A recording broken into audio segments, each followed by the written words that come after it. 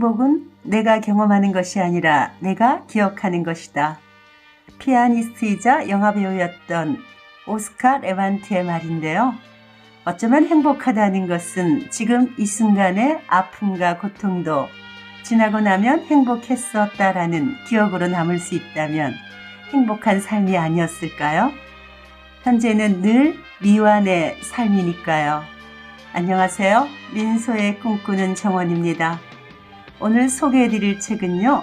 하버드대 행복학 명강의를 재구성한 느리게 더 느리게입니다.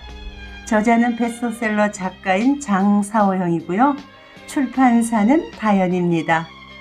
그럼 책의 향기 속으로 빠져보시겠어요?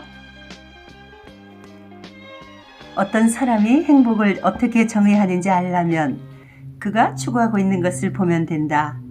예를 들어 재물을 쫓는 사람은 주머니에 현금이 가득하고 돈을 물쓰듯 펑펑 쓸 수 있어야 행복한 것이라고 생각한다. 그런가 하면 고귀한 명예나 청빈낙도의 삶을 추구하는 사람은 자기 집 정원 등나무 의자에 앉아 따뜻한 차 한 잔을 마시며 하늘에 떠가는 구름을 감상하는 것이야말로 행복이라고 믿는다. 당신에게 참된 행복을 느끼게 하는 것은 과연 무엇인가? 화려한 도시의 삶인가? 아니면 높은 연봉? 혹은 현재의 상황에 만족하며 하루하루 충실하게 살아가는 것을 행복이라고 생각하는가? 미국의 작은 마을 길거리에서 노래를 부르며 근근히 먹고 사는 젊은이가 있었다. 어느 날 평소 그를 가엾게 생각했던 한 중국인 부자가 친절하게 말을 걸었다. 여보게 젊은이, 길거리에서 노래 부르는 것은 그만두고 제대로 된 일을 하게. 내가 중국에서 교사를 할 수 있도록 도와주겠네. 그곳에 가면 지금 버는 돈의 몇 배를 벌 수 있을 거야. 젊은이는 깜짝 놀란 듯 부자를 바라보다가 이렇게 반문했다. 제가 지금 하는 일은 제대로 된 일이 아닙니까? 나는 이 일을 좋아합니다. 나 자신뿐만 아니라 다른 사람에게도 즐거움을 주기 때문이지요. 대체 내가 좋아하지도 않는 일을 하기 위해 가족과 친구, 고향을 떠나 태평양을 건너 낯선 나라까지 갈 이유가 어디 있습니까? 어떤 사람은 대도시에 살면서 많은 돈을 버는 것 자체를 대단히 기뻐하고 자랑스러워할 수 있다. 그렇다면 비록 그 도시에 마음을 붙일 곳이 없다고 해도 그는 진심으로 만족하고 행복해할 것이다. 하지만 다른 누군가는 단순히 돈 몇 푼 더 벌자고 가족과 고향을 떠나는 것은 말도 안 된다고 생각할 수 있다. 그에게는 가족과 화목하고 평화롭게 사는 것이야말로 최고의 행복이기 때문이다. 샤르는 이렇게 말했다. 마음이 다른 곳에 가 있는 성직자보다는 일에서 진정한 의미와 행복을 찾고 바른 동기를 가진 사업가가 훨씬 더 경건하고 성스럽다. 돈이 많든 적든 돈을 어떻게 버든 간에 그것을 위해 노력하는 과정에서 진실한 기쁨과 만족을 얻고 있다면 당신은 이미 행복한 사람이다. 단, 돈과 행복의 우선순위가 바뀌지 않도록 늘 주의해야 한다. 행복하기 위해 돈이 필요한 것은 사실이지만 지나치게 돈을 쫓다 보면 어느 순간 오히려 행복을 놓치게 되기 때문이다. 위지레는 1980년대 홍콩에서 활동하던 유명 영화 감독이다. 그는 한때 영화 제작사를 운영하기도 하는 등 홍콩 영화계에 굉장한 영향력을 미쳤다. 1998년 위지레는 영화계에서 돌연 모습을 감춘 후 놀랍게도 충칭 북부의 어느 외진 마을로 건너가 그곳에 정착했다.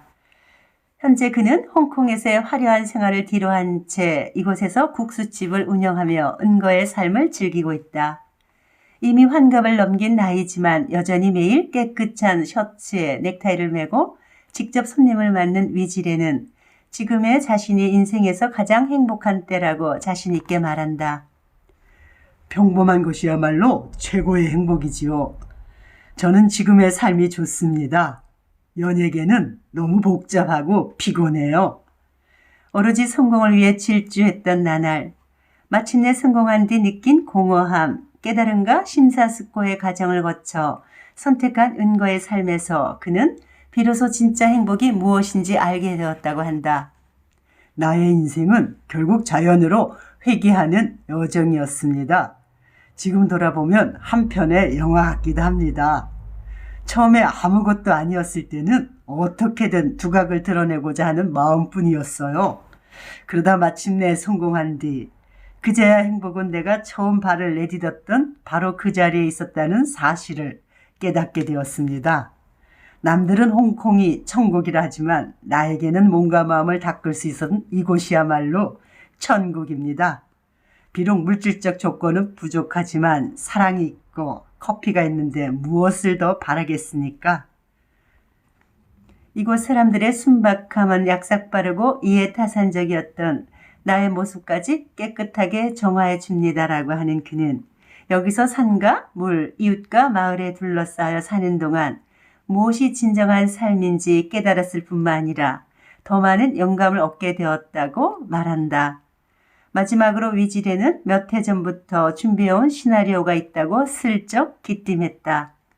그리고 앞으로 제작할 영화는 예전처럼 돈을 벌기 위해서가 아니라 오직 이 마을을 사랑하는 마음으로 찍게 될 것이라고 밝게 웃었다. 별장에 살며 스포츠카를 모는 것도 행복이고 나물 반찬에 쌀밥을 먹는 것도 행복이다. 행복은 분명 돈과 연관이 있지만 돈을 초월한 것이기도 하다.